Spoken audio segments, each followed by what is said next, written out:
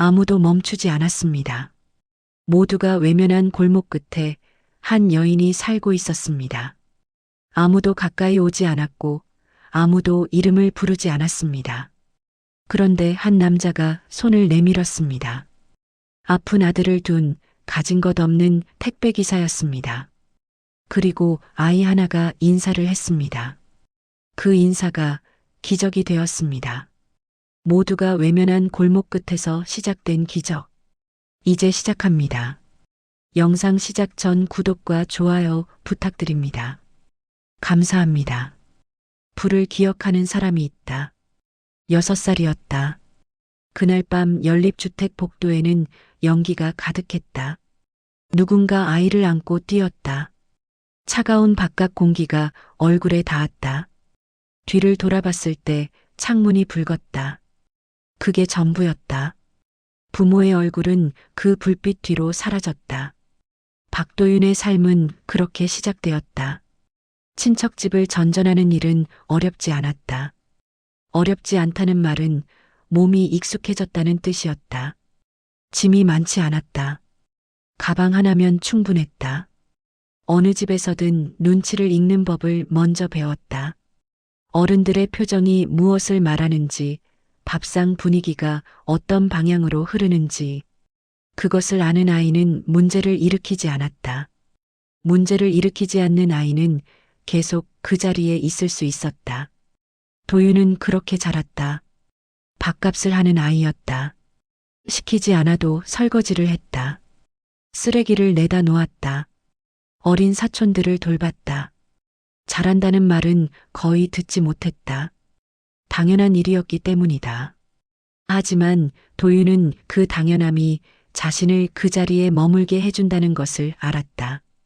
그것으로 충분했다. 감정을 드러내는 일은 배우지 못했다. 슬퍼도 울지 않았다. 억울해도 말하지 않았다.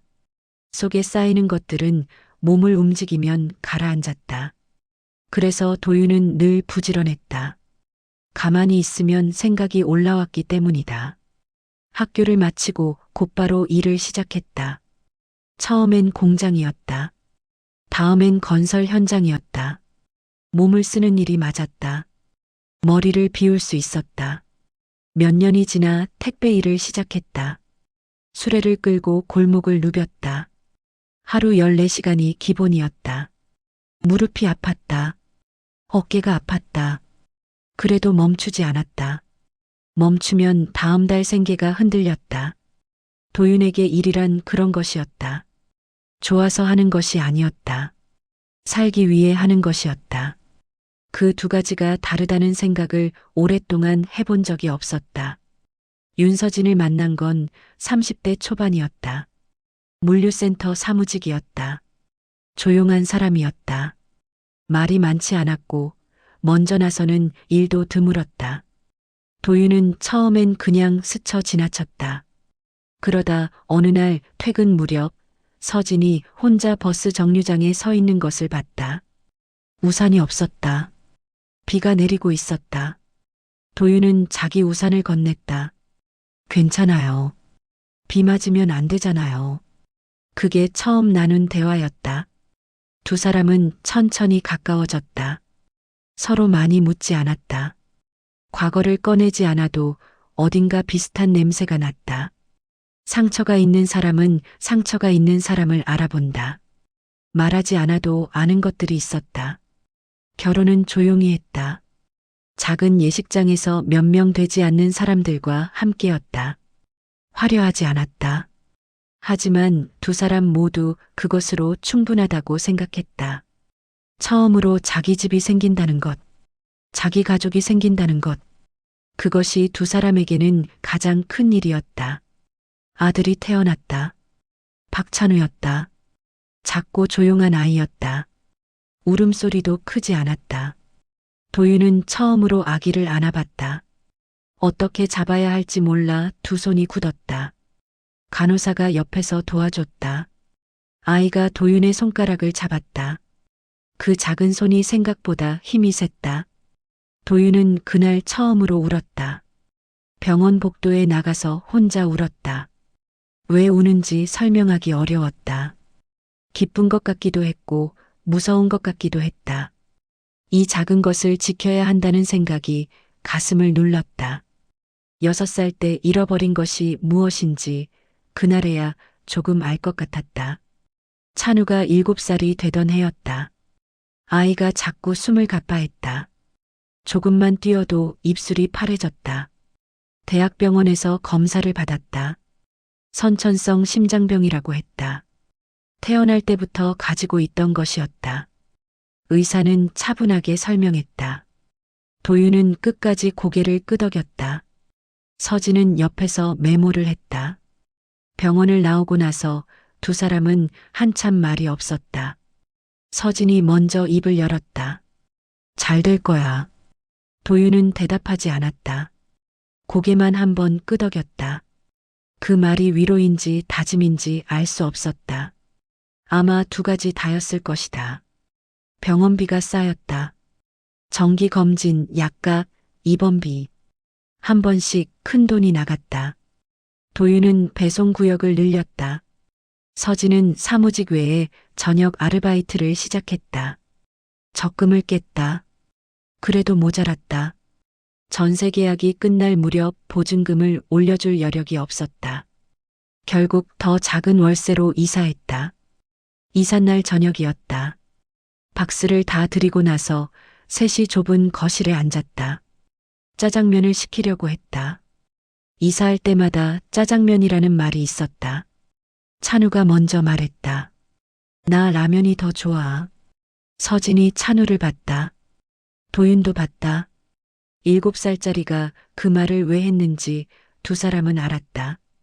짜장면이 배달비까지 하면 얼마인지 라면은 집에 있다는 것을 아이가 알고 있었던 것이다.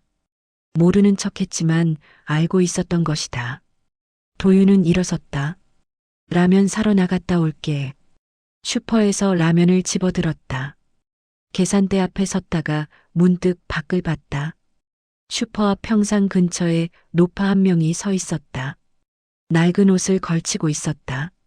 슈퍼 사장이 뭔가를 말하고 있었다. 노파는 고개를 숙이고 있었다. 사람을 대하는 말투가 아니었다. 도윤은 라면을 계산하고 나왔다. 노파는 아직 거기 있었다. 도윤은 잠깐 멈췄다. 라면 봉지를 손에 든 채 노파를 봤다.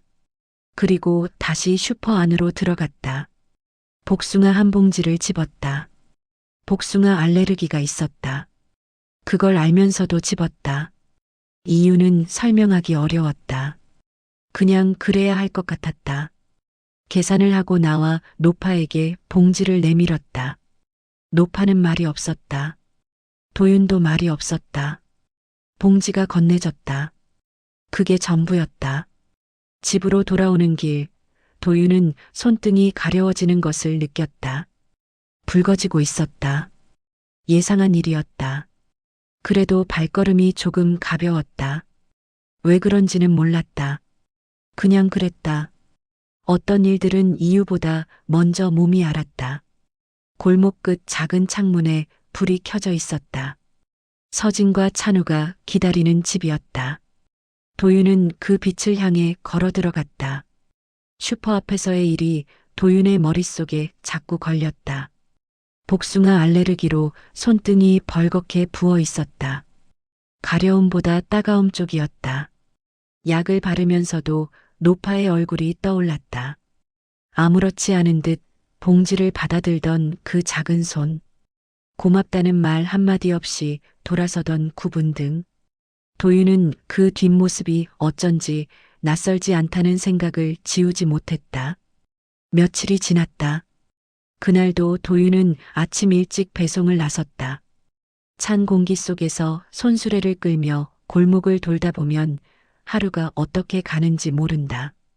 몸이 먼저 알아서 움직이는 삶. 생각이 끼어들 틈이 없는 게 오히려 편할 때도 있었다. 점심 무렵 그 골목 어귀를 지나쳤다. 노파가 있었다. 음식물 쓰레기 수거함 앞이었다. 반쯤 뒤집힌 봉투 사이에 손을 넣어 무언가를 꺼내고 있었다. 검은 봉투에서 흘러나온 물이 노파의 운동화를 적시고 있었다. 주변에 사람들이 지나갔다. 한 명도 멈추지 않았다. 어떤 이는 코를 막고 빠르게 걸음을 옮겼다. 도윤도 잠시 멈칫했다. 수레에 실린 박스가 12개 남아 있었다. 오후 배송 마감까지 2시간도 채 없었다. 그는 잠깐 시계를 내려다봤다가 다시 노파 쪽을 봤다. 편의점에 들어가 빵 2개와 우유를 샀다. 그리고 노파에게 걸어갔다. 할머니. 노파가 고개를 들었다. 눈이 가늘었다. 경계인지 민망함인지 구분이 되지 않는 눈빛이었다. 드세요. 봉투를 내밀었다. 노파는 받지 않았다. 한참을 바라보다가 천천히 손을 걷었다. 도윤은 봉투를 수거함 위에 올려놓고 돌아섰다. 더 말을 붙이지 않았다. 노파도 아무 말이 없었다. 마이너스. 저녁에 집에 돌아오니 찬우가 거실에 앉아 종이에 무언가를 그리고 있었다. 아빠, 오늘 많이 걸었어? 응. 발 안 아파? 괜찮아. 짧은 대화였지만 도윤은 잠깐 신발을 벗으며 웃었다. 찬우는 늘 그런 식이었다. 다른 말 없이 바로 핵심을 찌르는 아이. 도윤은 손을 씻고 서진이 차려놓은 밥상 앞에 앉았다. 식사가 끝날 무렵 도윤은 낮에 있었던 일을 꺼냈다. 특별히 이유가 있어서가 아니었다. 그냥 말하지 않으면 체할 것 같았다. 서진은 숟가락을 내려놓고 조용히 들었다. 찬우가 먼저 입을 열었다. 왜 아무도 안 도와줘? 글쎄, 나쁜 사람들이야? 도윤은 대답하지 않았다. 나쁜 게 아니라는 걸 알았다. 바쁜 것이고 귀찮은 것이고 무서운 것이었다. 냄새가 나고 더럽고 관계가 생기는 게 두려운 것이었다. 그 마음을 모르는 게 아니었다. 자기 자신도 잠깐 망설이지 않았던가. 찬우가 다시 물었다. 할머니 집은 어디야? 왜? 밥 갖다 드리면 안 돼? 서진이 찬우를 바라봤다. 아무 말도 하지 않았다. 도윤도 잠시 침묵했다. 다음 날 저녁 세 사람은 반찬 몇 가지와 김밥 한 줄을 챙겨 골목 끝으로 향했다. 마이너스. 노파의 집을 멀리서 알아보는 건 어렵지 않았다. 담장 밖으로 봉투들이 흘러넘쳐 있었다.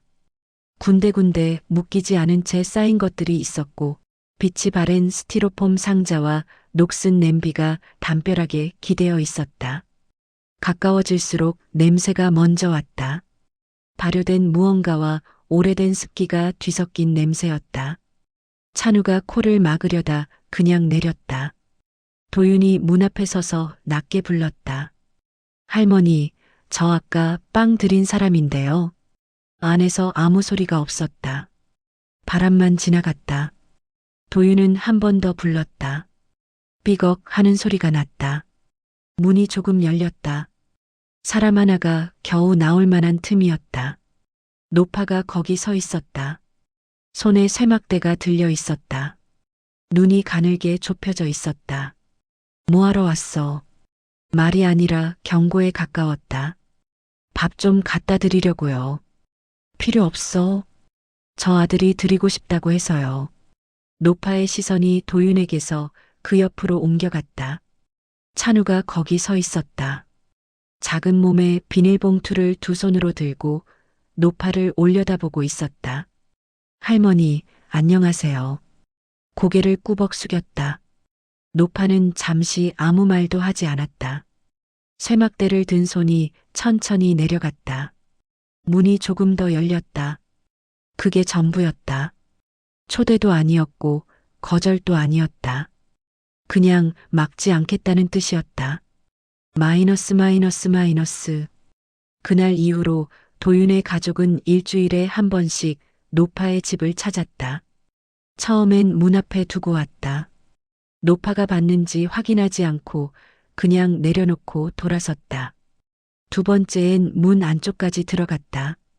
세 번째엔 마당 한쪽에 서서 짧게 말을 나눴다. 관계라는 게 늘 그렇게 쌓인다. 뚜렷한 경계 없이 조금씩. 찬우는 어느 날부터 노파를 할머니라고 불렀다. 성이 있는지 이름이 있는지도 몰랐다. 그냥 할머니였다. 노파는 처음엔 그 말을 들은 척 안 했다. 그러다 어느 날 찬우가 김밥을 내밀며 할머니, 이거 엄마가 싸줬어요 라고 했을 때 노파가 김밥을 받으며 아주 짧게 말했다. 그래. 그 한마디였다. 그게 시작이었다. 마이너스 마이너스 마이너스. 하지만 동네 분위기는 달라지지 않았다. 슈퍼 앞을 지날 때면 사장이 노골적으로 눈살을 찌푸렸다. 도윤 가족이 노파 쪽으로 방향을 잡으면 혀를 차는 소리가 들렸다. 어떤 날은 대놓고 말하기도 했다. 거기 왜 자꾸 가는 거예요? 민원 넣은 집인데. 그냥요. 냄새 나는 거 동네 사람들이 다 싫어해요. 왜 당신들이 상대를 해줘요? 도윤은 대꾸하지 않았다. 서진도 그냥 걸었다. 찬우만 한 번 뒤를 돌아봤다가 앞으로 시선을 돌렸다. 말이 없다고 아무렇지 않은 건 아니었다. 집으로 돌아오는 길 서진이 조용히 말했다. 우리가 맞는 건지 모르겠다. 뭐가? 이렇게 계속 가는 게. 찬우도 데리고 다니고. 도윤은 바로 답하지 않았다. 틀린 말이 아니었다. 찬우는 몸이 약했다. 노파의 집은 위생적으로 좋지 않았다. 동네 사람들의 시선도 신경 쓰이지 않는다면 거짓말이었다. 무엇보다 노파가 실제로 그것을 원하는지, 우리가 원하는 걸 일방적으로 하고 있는 건 아닌지, 그 질문이 속에서 자꾸 올라왔다. 그날 밤 찬우가 자기 전에 물었다. 아빠, 할머니는 왜 혼자 살아? 글쎄, 가족이 없어? 모르겠어. 찬우는 잠시 천장을 바라보다가 말했다. 가족이 없으면 외로울 것 같아. 도윤은 아무 말도 하지 않았다. 불을 끄고 방문을 닫았다. 복도에 잠깐 서 있었다. 외로움. 그 단어가 오래 남았다. 도윤은 자기 어린 시절을 자주 꺼내보는 편이 아니었다. 기억은 있지만 들여다보는 일이 드물었다. 그런데 찬우의 그 말 한마디가 어딘가 문을 두드리는 것 같았다. 친척집 구석방에서 밥을 먹던 일이, 아무도 찾아오지 않던 방학이, 아무것도 아닌 일에 혼자 주눅 들던 날들이, 노파의 삶이 낯설지 않은 이유가 거기에 있었다. 마이너스 마이너스 마이너스. 며칠 뒤 도윤은 다시 그 골목 앞에 섰다. 서진도 찬우도 없었다. 혼자였다. 찬바람이 불기 시작하는 계절이었다. 노파의 집 담장 밖에 쌓인 봉투들이 바람에 조금씩 흔들렸다. 안에서 기척이 느껴졌다. 불이 켜져 있었다. 도윤은 한참을 서 있었다. 문을 두드릴까 하다가 그냥 발걸음을 돌렸다. 집으로 걸어오면서 생각했다. 할 수 있는 일과 해야 하는 일이 늘 같지는 않다. 동네가 손가락질해도, 아내가 걱정해도, 몸이 약한 아들을 그쪽으로 데려가도 되는지 확신이 없어도, 그래도 밥 한 끼를 건네는 일이 누군가에게 무언가가 된다면 그것으로 충분하지 않겠느냐고. 도윤은 결론이 아닌 질문을 안고 걸었다. 아직 대답은 없었다. 하지만 발걸음은 멈추지 않았다. 겨울이 오고 있었다. 겨울은 천천히 왔다. 처음엔 아침 공기가 차가워지는 것으로 시작됐다. 손술의 손잡이가 쇠처럼 느껴지는 계절. 배송을 마치고 돌아오면 손가락 끝이 감각을 잃었다. 도윤은 그런 계절을 수십 번 보냈다. 몸이 먼저 아는 겨울이었다. 그런데 이번엔 달랐다. 찬우가 기침을 시작한 건 11월 초였다. 처음엔 환절기 감기라고 생각했다. 아이들이 다 그런 시기가 있었다. 약을 먹이고 따뜻하게 재웠다. 며칠이 지나면 나을 것이라 믿었다. 낫지 않았다. 기침이 깊어졌다. 밤마다 도윤과 서진은 찬우의 방문 앞에서 귀를 기울였다. 끊어졌다 이어지는 기침 소리. 숨을 들이켤 때 나는 가느다란 소리. 그 소리가 잠을 깨웠다. 자다가도 깼다.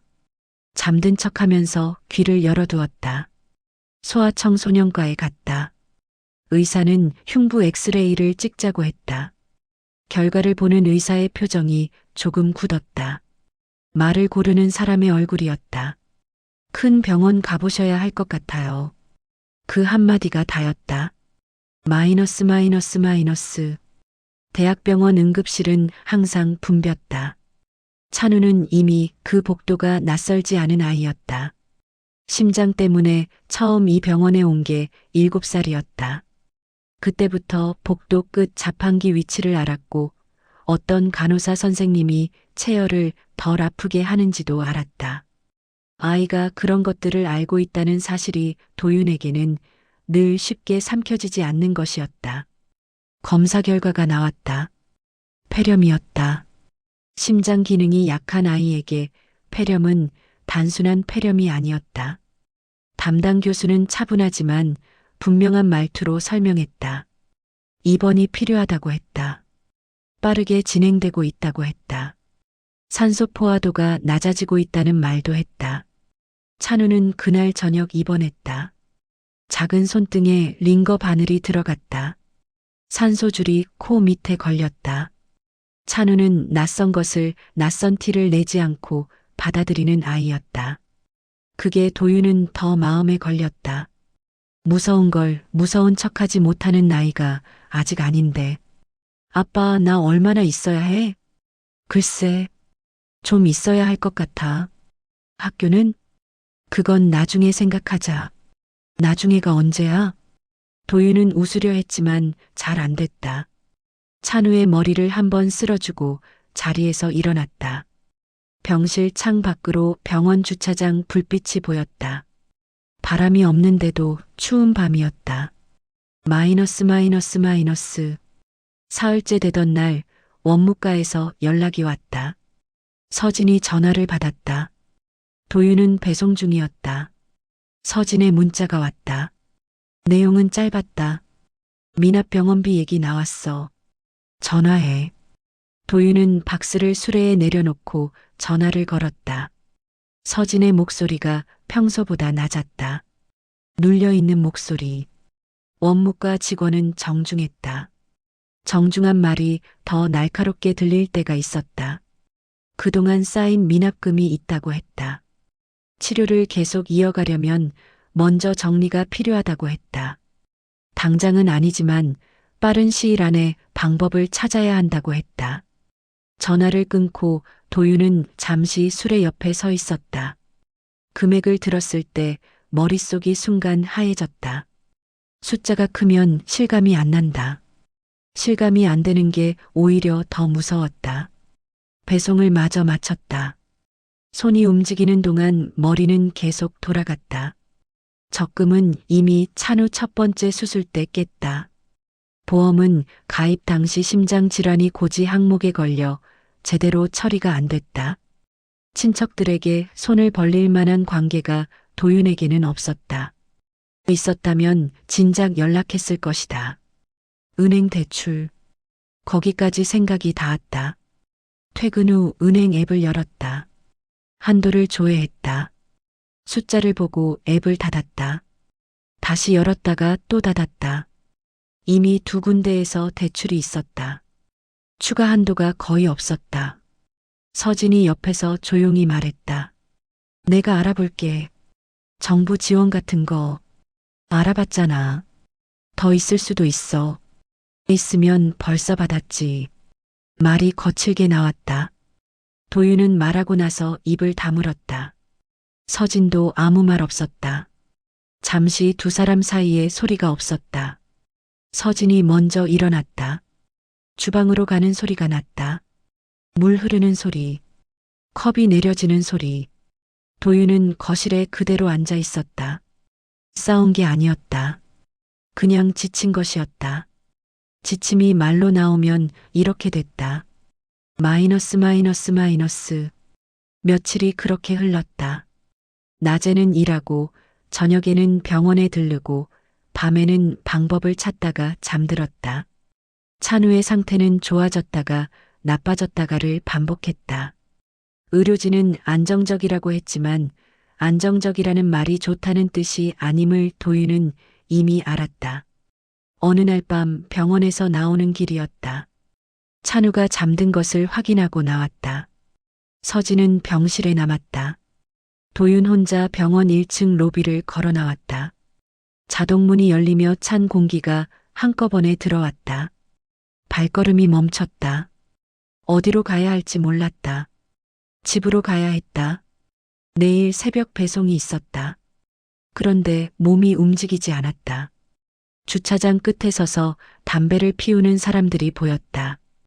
도윤은 담배를 피우지 않았다. 그냥 그 자리에 서 있었다. 형광등 불빛 아래 서 있으면 그림자가 두 개 생긴다. 도윤은 발 아래를 내려다봤다. 그림자가 찌그러져 있었다. 왜 이렇게 되는 걸까? 물음표도 없이 그냥 그 생각이 왔다. 잘못한 게 뭔지 몰랐다. 쉬지 않고 일했고 아이를 사랑했고 할 수 있는 건 다 했다. 그런데 어디서부터 잘못된 건지. 아니, 잘못된 게 아닌데 왜 이렇게 구석으로 몰리는 건지. 도윤은 그날 병원 주차장을 나와 걸었다. 걸어서 갈 거리가 아닌데 걷기 시작했다. 바람이 귓가를 때렸다. 손이 얼었다. 그래도 걸었다. 몸이 추우면 다른 게 잠깐 잊혔다. 발이 향하는 곳을 뒤늦게 알아챘다. 노파의 골목이었다. 가로등 하나가 깜빡이는 골목 끝. 담장 밖에 봉투들이 그대로 쌓여 있었다. 불빛이 새어나오고 있었다. 노파는 깨어 있었다. 도윤은 문 앞에 섰다. 손을 들어 두드릴까 하다가 그냥 주저앉았다. 문 옆 담벼락에 등을 기댔다. 차가운 시멘트가 등을 눌렀다. 바닥이 얼어 있었다. 그래도 앉아 있었다. 눈물이 나오려 했다. 도윤은 그것을 막지 않았다. 막을 힘도 없었다. 눈물이 나오면 나오는 거였다. 어른이 되고 나서 울었던 게 몇 번이나 됐을까? 기억이 선명하지 않았다. 그만큼 드문 일이었다. 담장 안에서 소리가 났다. 뭔가 끌리는 소리. 그리고 문이 삐걱하고 열렸다. 노파였다. 도윤을 내려다봤다. 도윤은 올려다봤다. 아무 말도 하지 않았다. 노파도 말하지 않았다. 그냥 거기 서 있었다. 한참 뒤 노파가 안으로 들어갔다. 잠시 후 다시 문이 열렸다. 노파의 손에 뭔가가 들려 있었다. 낡은 이불 하나였다. 말없이 도윤 옆에 내려놓았다. 그리고 다시 안으로 들어갔다. 도윤은 이불을 바라봤다. 냄새가 났다.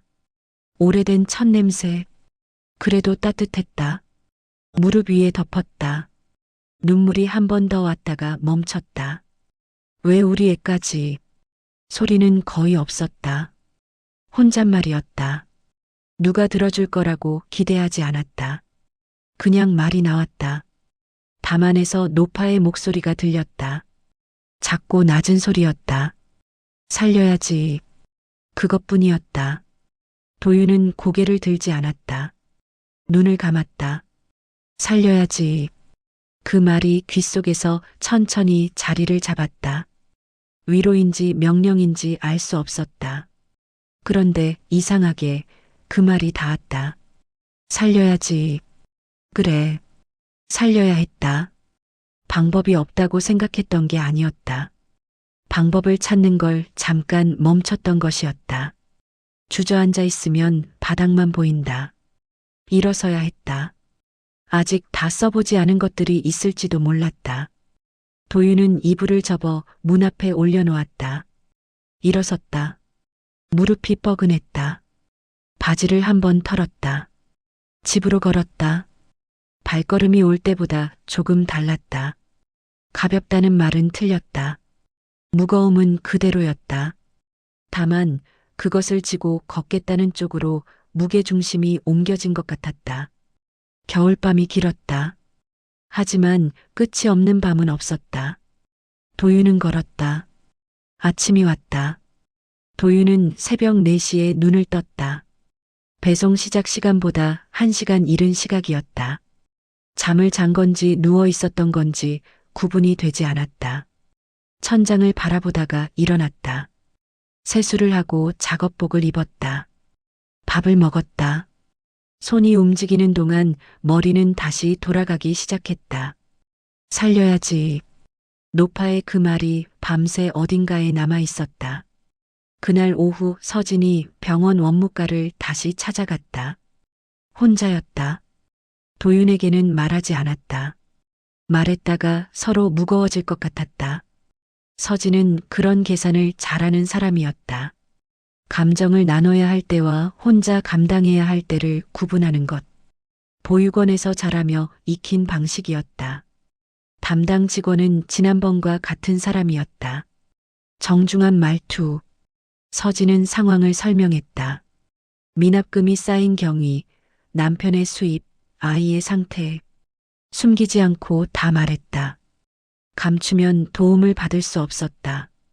창피함보다 방법이 먼저였다. 직원은 서류 몇 가지를 안내했다. 의료비 지원 신청, 사회복지사 연계, 분할 납부 협의.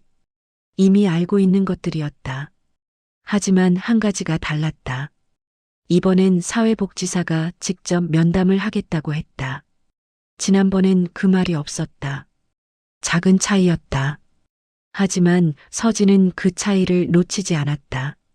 면담 날짜를 잡고 병원을 나왔다. 해가 짧아진 계절이어서 오후 4시인데 벌써 어스름했다. 서진은 병원 앞 벤치에 잠깐 앉았다. 핸드폰을 꺼내 도윤에게 문자를 보냈다. 방법 하나 생겼어. 저녁에 얘기하자. 금거북이 이야기가 나온 건 그로부터 사흘 뒤였다. 도윤이 먼저 꺼낸 게 아니었다. 사회복지사 면담이 끝나고 집으로 돌아오는 길이었다. 면담은 예상보다 길었다. 서류를 정리하고 지원 가능한 항목을 확인하는데 2시간 가까이 걸렸다. 일부는 가능했고 일부는 여전히 막혔다. 전부 해결되는 게 아니었지만 아무것도 없는 것도 아니었다. 그런데 숫자가 여전히 모자랐다. 도윤은 그날 저녁 오래 앉아 있었다. 서진이 잠든 뒤에도 혼자 주방 불을 켜놓고 종이에 숫자를 적었다가 지웠다가 했다. 어디서 얼마를 끌어오면 얼마가 남는다. 그 계산이 맞지 않았다. 아무리 해도 맞지 않았다. 그때 서진이 나왔다. 잠이 안 오는 눈이었다. 물 한 잔을 따르고 도윤 맞은편에 앉았다. 종이를 봤다. 아무 말하지 않았다. 도윤이 먼저 입을 열었다. 전당포에 맡긴 거 있어. 서진이 컵을 내려놨다. 뭘? 금. 어디서 난 거야? 할머니. 짧은 말이었지만 서진의 표정이 달라졌다. 달라진 것을 도윤은 봤다. 놀람인지 불안인지 2가지가 섞여 있는 얼굴이었다. 그냥 받은 거야? 그냥이 아니지. 근데 그렇다고 억지로 받은 것도 아니야. 할머니가 왜 그런 걸 갖고 있어? 도윤은 대답하지 못했다. 자기도 그게 궁금했다. 쓰레기 속에 사는 노파에게서 나온 금. 그게 어디서 온 것인지, 노파에게 어떤 의미인지. 받을 때 묻지 않았다. 묻지 않은 게 마음 한구석에 걸려 있었다. 서진이 조용히 말했다. 나 직접 가볼게. 다음 날 오전 서진이 혼자 노파의 집을 찾아갔다. 도윤은 배송이 있었다. 찬우는 병원에 있었다. 서진은 아무것도 들고 가지 않았다. 손이 비어 있어야 말이 제대로 나올 것 같았다. 노파는 마당에 있었다. 쭈그려 앉아 무언가를 손으로 만지작거리고 있었다. 서진이 들어서자 고개를 들었다. 저 찬우 엄마예요. 노파가 눈을 가늘게 했다. 서진을 위아래로 한번 봤다. 왔어. 인사인지 확인인지 알 수 없는 말이었다.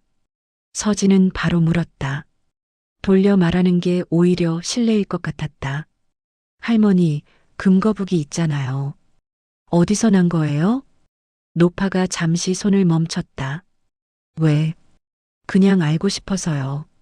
남편이 받아온 게 마음에 걸려서. 노파는 서진을 바라봤다. 꽤 오래 바라봤다. 그러다 천천히 일어섰다. 마당 한쪽에 놓인 낡은 나무 의자를 손으로 가리켰다. 앉으라는 뜻이었다. 서진이 앉았다. 노파는 서진 맞은편 문턱에 걸터 앉았다. 손자 줄라고 뒀던 거야. 목소리가 낮았다. 손자가 있어요? 있었지. 있었다는 말. 서진은 더 묻지 않았다. 노파가 말하려는 속도가 있었다.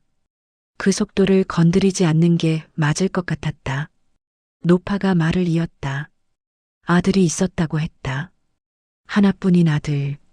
부동산으로 돈을 꽤 모았던 시절이 있었다고 했다. 그 돈으로 아들을 미국에 보냈다고 했다. 좋은 대학, 좋은 직장, 성공한 삶. 그것만 생각했다고 했다. 아들이 전화를 끊어도 명절에 오지 않아도 기다리면 되는 줄 알았다고 했다. 돈이 있으니까 기다릴 수 있었다고. 그러다 아들이 죽었다고 했다. 말없이 죽었다고 했다. 연락도 없이 멀리서 혼자. 서진은 아무 말도 하지 못했다. 그 다음엔 다 소용없더라고. 노파의 목소리에 떨림이 없었다. 오래 굳어진 말이었다. 수없이 되풀이하다 더 이상 울림이 없어진 말. 돈도 소용없고 집도 소용없고 그래서 그냥 이렇게 사는 거야. 일부러. 서진은 손을 무릎 위에 얹었다. 뭔가를 해야 할 것 같았다. 그런데 할 수 있는 게 없었다. 죄송해요. 왜 내가 미안해. 그냥요. 노파가 짧게 코웃음을 쳤다. 웃음인지 한숨인지 모를 소리였다. 보답을 하고 싶었다. 서진은 그날 병원에서 찬우를 보고 도윤에게 이야기를 전했다. 도윤은 말없이 들었다. 밥을 먹자는 말을 꺼낸 건 서진이었다. 제대로 된 밥 한 끼를 대접하고 싶다고 했다. 노파를 모시고 식당에 가자고. 다음 주 일요일 세 사람은 노파를 데리러 갔다. 찬우는 병원에 있었다. 가족끼리라고 했지만 없는 사람이 있으니 반쪽 자리였다. 노파는 오랜만에 바깥에 나오는 듯했다. 몸에 맞지 않는 두꺼운 점퍼를 입고 나왔다. 머리를 단정히 빗었는지 지난번보다 가지런했다. 동네 한식집에 들어섰다. 직원이 다가왔다가 멈췄다. 노파를 봤다. 냄새를 맡는 얼굴이었다. 한 박자 늦게 안내를 했다.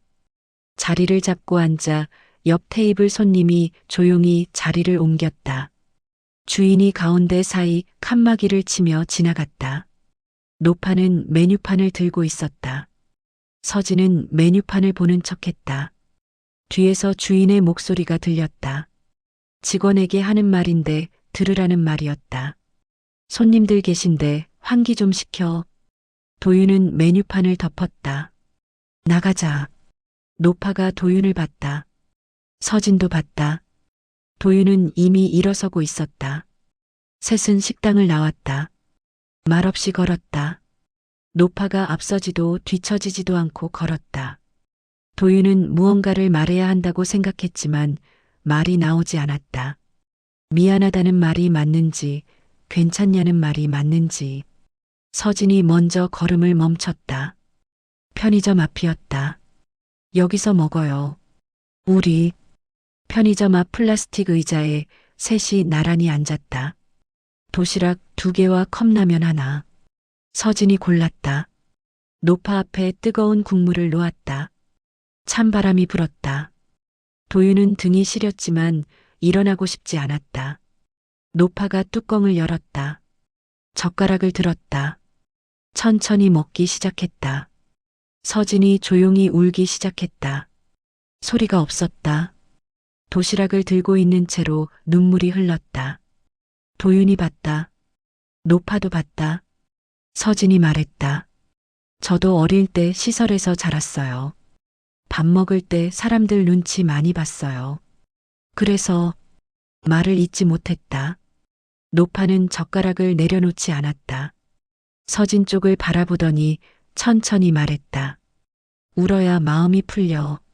그 말이 서진의 어깨를 건드렸다. 어깨가 한번 크게 움직였다가 조용해졌다. 도윤은 아무 말도 하지 않았다. 할 말이 없어서가 아니었다. 이 자리에 말이 더 필요하지 않았다. 며칠 뒤 노파가 부탁을 꺼냈다. 찬우를 데리고 왔을 때였다. 찬우는 외출이 가능한 상태여서 잠깐 집에 돌아와 있었다. 넷이 마당에 앉아 있었다. 노파가 말했다. 집 좀 치워줄 수 있어? 도윤과 서진이 동시에 노파를 봤다. 제가요? 나는 못하겠어. 힘이 없어서. 짧은 말이었다. 처음 하는 부탁이었다. 그 말이 가볍지 않다는 걸 도윤은 알았다.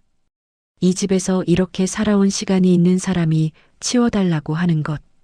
그건 마음에 어떤 것을 허락하는 말이었다. 할게요. 다음 주 토요일 가족은 장갑과 마스크를 끼고 노파의 집으로 들어섰다. 찬우도 함께였다. 서진이 말렸지만 찬우가 가겠다고 했다. 무거운 건 못 들어도 작은 것들은 할 수 있다고 했다. 도윤은 찬우를 봤다. 아이의 눈에 무언가가 있었다. 도윤은 말리지 않았다. 집안은 예상보다 깊었다. 쌓인 것들 사이에 길이 있었다. 그 길을 따라가면 방이 나왔다. 방 안에도 물건들이 가득했다. 봉투와 박스, 낡은 옷들, 용도를 알 수 없는 것들. 냄새가 진했다. 하지만 치울수록 달라졌다. 봉투가 나가고 바닥이 보였다. 바닥이 보이자 공간이 생겼다. 공간이 생기니 빛이 들어왔다. 창문을 열었더니 바람이 들어왔다. 노파는 마당에 앉아 그것을 바라봤다. 아무 말도 하지 않았다. 오후 늦게 마루 한쪽을 치우던 도윤의 발이 푹 꺼졌다. 썩은 마루였다. 발을 들자 바닥에 구멍이 생겼다. 도윤이 안을 들여다봤다. 손전등을 비췄다. 직사각형의 납작한 금속 덩어리가 보였다. 하나가 아니었다. 그리고 낡은 통장 하나. 도윤은 손을 넣지 않았다. 일어서서 노파를 불렀다. 노파가 들어왔다. 구멍을 내려다봤다. 표정이 없었다. 알고 있었어요? 알지. 이게 뭐예요? 노파가 잠시 아무 말도 하지 않았다. 그러다 조용히 말했다. 찬우죠.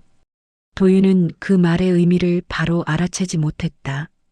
서진이 도윤을 봤다. 찬우가 구석에서 조용히 서 있었다.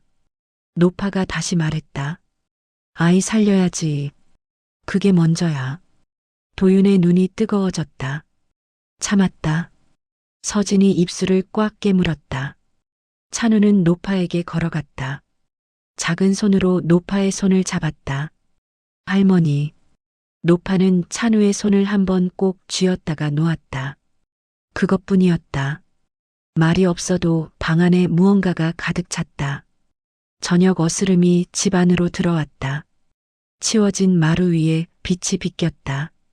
아까보다 훨씬 넓어 보였다. 사람이 살던 집이었다. 그 흔적이 다시 보이기 시작했다. 도윤은 그 빛을 잠깐 바라봤다. 받은 것이 너무 컸다. 갚을 수 있는 종류의 것이 아니었다. 그걸 알면서도 받아야 했다. 찬우를 위해서라면. 그 마음이 부끄러움과 감사 사이 어딘가에 있었다. 노파의 부탁은 집을 치워달라는 것이었다.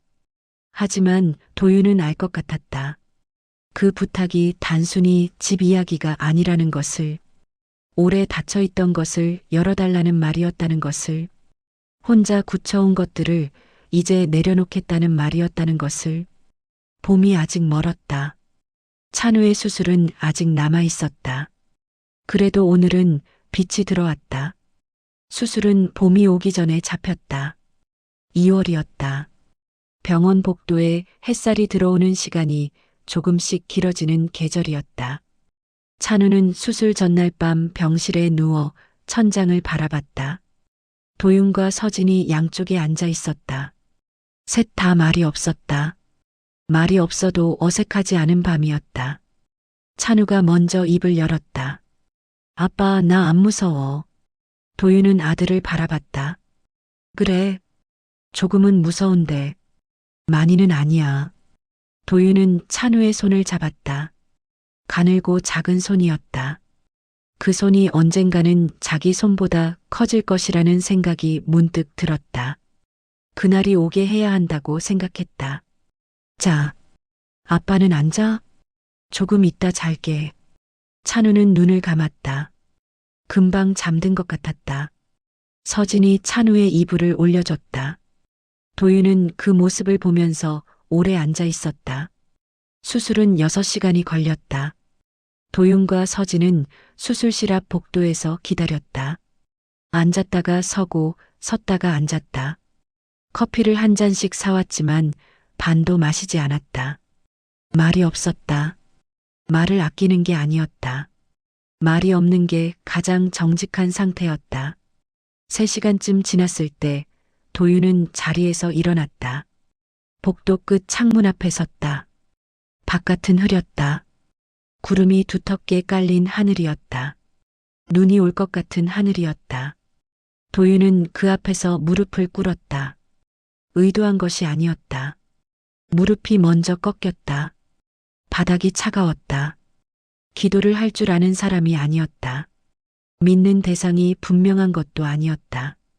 그냥 무릎을 꿇고 싶었다. 고개를 숙이고 싶었다. 살려주십시오. 그 말이 소리 없이 나왔다. 이것보다 더 간절한 말을 모른다는 것을 그때 알았다. 서진이 옆에 와서 섰다. 무릎을 꿇지는 않았다. 그냥 도윤 옆에 서서 같은 창문을 바라봤다. 두 사람은 아무 말도 하지 않았다. 그것으로 충분했다. 수술은 잘 끝났다. 의사가 나와서 말했을 때 도윤은 한 박자 늦게 알아들었다. 서진이 먼저 감사합니다를 말했다. 도윤은 그제야 고개를 숙였다. 고개를 드는데 시간이 걸렸다. 찬우가 중환자실에서 일반 병실로 옮겨진 건 사흘 뒤였다. 처음으로 눈을 제대로 뜬 날 찬우는 천장을 보다가 도윤을 봤다. 아빠, 응, 배고파. 도윤은 웃었다. 참으려 했는데 참아지지 않았다. 눈물이 같이 나왔다. 그러자 더 웃겼다. 우는 건지 웃는 건지 알 수 없는 얼굴로 한참을 있었다. 서진이 간호사를 부르러 나가면서 문 밖에서 혼자 잠깐 울었다. 나중에 도윤이 알게 됐다. 서진은 그런 사람이었다. 기쁜 것도 혼자 감당하는 사람. 봄이 왔다. 찬우는 퇴원했다. 걷는 것부터 다시 시작했다. 처음엔 병원 복도를 한 바퀴 도는 것도 쉽지 않았다. 도윤이 옆에서 걸었다. 서두르지 않았다. 찬우의 속도가 도윤의 속도였다. 집으로 돌아오는 날 찬우는 현관에 들어서며 잠깐 멈췄다. 냄새 좋다. 서진이 미리 와서 청소를 해두었다. 밥도 해두었다. 특별한 것이 아니었다. 된장찌개와 계란말이, 찬우가 좋아하는 것들이었다. 셋이 밥상 앞에 앉았다. 누가 먼저라 할 것 없이 잠깐 그냥 앉아 있었다. 밥이 식어도 좋은 순간이 있었다. 노파를 찾아간 건 찬우가 어느 정도 걸을 수 있게 된 뒤였다. 봄이 한창인 날이었다. 골목에 들어서자 담장 밖이 달라져 있었다. 쓰레기가 없었다. 치워진 자리에 낡은 화분이 2개 놓여 있었다. 작은 것들이었지만 누군가 거기 마음을 쓴 흔적이었다. 문이 열려 있었다. 마당에 노파가 앉아 있었다. 햇볕이 드는 자리였다. 눈을 감고 있었다. 도윤이 들어서자 소리를 들은 듯 눈을 떴다. 찬우를 봤다. 찬우가 걸어 들어왔다. 지난 겨울보다 얼굴에 혈색이 돌았다. 노파는 아무 말도 하지 않았다. 눈만 움직여 찬우를 따라갔다. 찬우가 노파 앞에 앉았다. 할머니, 나 나았어. 노파는 잠시 그 얼굴을 바라봤다. 그래, 고마워. 노파가 고개를 돌렸다. 먼 곳을 봤다. 마당 끝 낡은 담장 너머 하늘이 있었다. 봄하늘이었다. 내가 뭘 했어.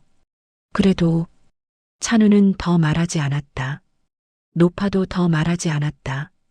그 침묵이 무겁지 않았다. 따뜻하고 가만한 것이었다. 서진이 가져온 음식을 꺼냈다. 넷이 마당에 앉아 먹었다. 그게 자연스러웠다. 언제부터인지 모르게 자연스러워진 자리였다. 노파가 세상을 떠난 건 그의 가을이었다. 갑자기가 아니었다. 봄부터 몸이 약해지고 있었다. 여름엔 거의 마당에 나오지 않았다. 도윤 가족은 일주일에 2번씩 찾아갔다. 음식을 두고 왔다. 노파는 말이 더 줄었지만 오는 것을 막지 않았다. 어느 날 찾아갔을 때 노파가 누워 있었다. 서진이 손을 잡았다. 노파의 손이 차가웠다. 그래도 힘이 남아 있었다. 서진의 손을 한번 쥐었다가 놓았다. 도윤이 옆에 앉았다. 할 말이 많았다. 그런데 막상 앞에 앉으니 다 사라졌다. 남은 말은 하나였다. 고맙습니다. 노파는 눈을 감은 채 있었다. 대답이 없었다. 그래도 들었을 것이라고 도윤은 생각했다. 찬우도 들어왔다. 노파 손 가까이에 자기 손을 놓았다. 잡는 것도 아니고 그냥 옆에 놓았다. 그 작은 손이 노파의 손 위에 잠깐 머물렀다. 노파는 그날 저녁 눈을 감았다. 크게 아프지 않은 것 같았다고 나중에 서진이 말했다. 편하게 간 것 같다고. 도윤은 그 말을 듣고 오래 아무 말도 하지 않았다. 장례는 조용했다. 알리는 사람이 많지 않았다. 미국에 있다는 친척에게 연락이 닿지 않았다. 도윤 가족이 마지막까지 자리를 지켰다. 찬우는 장례식 내내 울지 않았다. 집에 돌아오는 차 안에서 창문을 보다가 말했다. 할머니 외롭지 않았으면 좋겠어. 도윤은 대답하지 않았다. 백미러로 찬우를 봤다. 아이는 창밖을 보고 있었다. 외롭지 않았을 것이다. 도윤은 그렇게 믿었다. 마지막 계절에 손을 잡아준 사람이 있었다. 마당에서 같이 밥을 먹은 봄이 있었다. 이름을 불러준 아이가 있었다. 그것으로 충분하기를 바랐다. 세월이 흘렀다. 찬우는 자랐다. 중학생이 되고 고등학생이 됐다. 키가 도윤을 넘어선 날, 도윤은 아무렇지 않은 척 밥을 먹었다. 서진은 옆에서 웃었다. 찬우는 몰랐다. 아버지가 밥을 먹는 내내 눈을 한 번도 마주치지 않으려 했다는 것을. 수술 자국은 찬우의 가슴에 남았다. 찬우는 그것을 숨기지 않았다. 여름에 수영장에 가도 덥지 않았다. 누가 물으면 심장 수술을 했다고 했다. 더 설명하지 않았다. 그걸로 충분했다. 도윤은 여전히 일했다. 몇 년 뒤 작은 택배 대리점을 차렸다. 대단한 것이 아니었다. 직원이 둘이었다. 그래도 자기 이름이 걸린 곳이었다. 서진은 격리를 맡았다. 두 사람이 좁은 사무실에서 어깨를 맞대고 일했다. 싸우는 날도 있었다.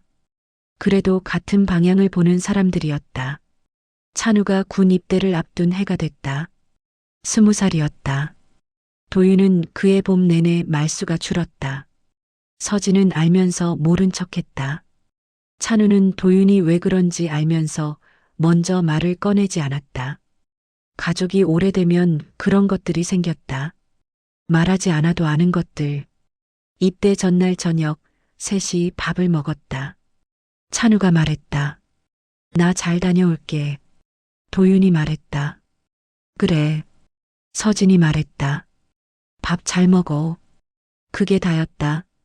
더 말하지 않았다. 할 말이 없어서가 아니었다. 이 세 마디 안에 다 들어 있었다. 노파의 기일은 가을이었다. 도윤 가족은 매년 그날 조촐한 상을 차렸다. 거창한 것이 아니었다. 노파가 좋아하던 것들, 기억하는 것들로 채웠다. 따뜻한 국물과 흰밥, 그리고 제사상 한쪽에 금거북이 3마리를 올렸다. 하나는 노파가 처음 도윤에게 건넨 작은 펜던트였다. 전당포에 맡겼다가 찬우가 퇴원한 뒤 다시 찾아왔다. 찾아오는데 2달이 걸렸다. 서진은 그것을 작은 천주머니에 넣어 보관했다. 둘은 마루 아래에서 나온 것들이었다. 골드바는 병원비와 수술비로 거의 다 썼다. 남은 것은 많지 않았다. 하지만 금거북이 모양으로 만든 유품 2개가 있었다. 노파가 언제 만들었는지 알 수 없었다. 손자를 위한 것이었는지 아니면 다른 사람을 생각한 것이었는지도 알 수 없었다. 셋이 나란히 상 앞에 앉았다. 찬우가 말했다. 할머니는 왜 그렇게 살았을까? 도윤이 말했다. 벌을 받는다고 생각했겠지. 무슨 벌? 아들한테 미안했던 거. 찬우는 잠시 금거북이를 바라봤다. 그래도 마지막엔 우리가 있었잖아. 그래. 그러면 됐다. 도윤은 아무 말하지 않았다. 찬우의 그 말이 오래 남았다. 그러면 됐다. 19살짜리 아이가 하는 말이 어른보다 단순하고 정확했다. 단순한 것이 가끔 더 깊었다. 제사가 끝나고 셋이 설거지를 했다. 도윤이 씻고 서진이 받아서 닦고 찬우가 정리했다. 좁은 부엌에서 셋이 움직였다. 부딪히지 않고 각자 자리를 알았다. 오래된 사람들의 몸짓이었다. 서진이 말했다. 우리 집에 왜 이렇게 거북이가 많아졌지? 도윤이 말했다. 복 들어오라고. 효과 있어? 글쎄. 찬우가 끼어들었다. 있잖아. 우리 지금 잘 살고 있잖아. 서진이 웃었다. 도윤도 웃었다. 크게 웃는 것이 아니었다. 조용히 번지는 웃음이었다. 도윤은 그날 밤 늦게 혼자 거실에 앉았다. 불을 끄고 앉았다. 어둠이 익숙해지면 창 밖에서 들어오는 빛이 보였다.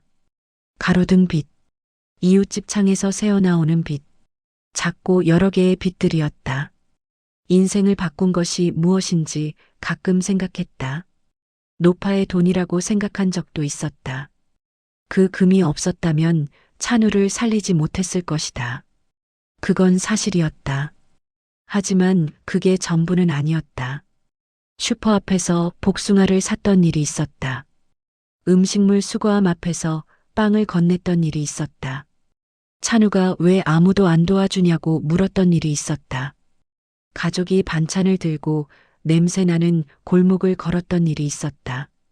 문 앞에서 쇠막대를 든 노파에게 안녕하세요 하고 고개를 꾸벅인 아이가 있었다. 그 작은 것들이 쌓여서 여기까지 왔다. 돈은 도구였다. 중요한 도구였지만 도구에 불과했다. 진짜 기적은 그 전에 이미 시작되어 있었다. 누군가를 사람으로 대했던 순간 거절당할 것을 알면서도 걸어간 발걸음, 이유 없이 건넨 밥 한 끼. 노파는 오래도록 사람 대접을 받지 못했다. 그 노파가 마지막에 가진 것은 돈이 아니었다. 이름을 불러주는 아이가 있었다. 손을 잡아주는 사람이 있었다. 밥을 같이 먹은 봄이 있었다. 사람은 그것으로 산다. 도윤은 그것을 늦게 배웠다. 하지만 배웠다. 이른 아침 해가 뜨기 전이었다. 도윤은 일어나 세수를 하고 현관을 나섰다. 습관처럼 시작되는 하루였다. 달라진 것은 없었다. 골목은 어제와 같았고 공기는 차가웠고 손수레는 무거웠다. 그래도 걸음이 나아갔다. 뒤에 집이 있었다. 집 안에 사람들이 있었다. 그것으로 충분했다. 해가 천천히 떠올랐다. 빛이 골목 끝부터 채워지기 시작했다. 도윤은 그 빛 속으로 걸어 들어갔다. 오늘도 그냥 걸었다.